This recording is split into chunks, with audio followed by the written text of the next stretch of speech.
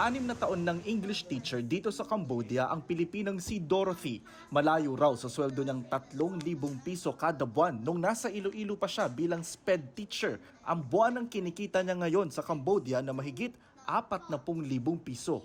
We want the seat to hear the crickets. $800 to $900.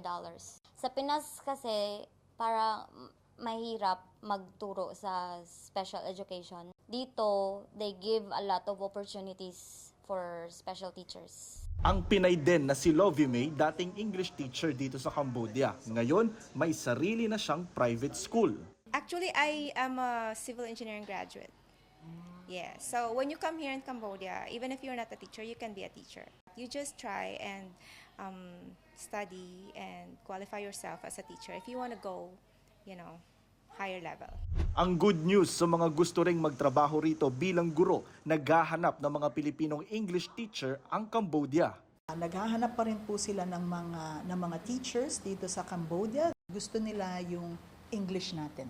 Mas naiintindihan nila, I guess, kaysa sa mga Amerikano kasi accentless tayo.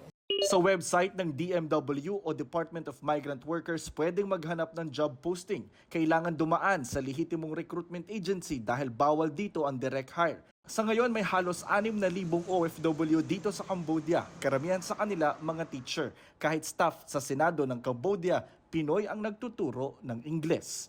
Mula po rito sa Phnom Penh para sa GMA Integrated News, Jonathan Andal, nakatutok 24 oras.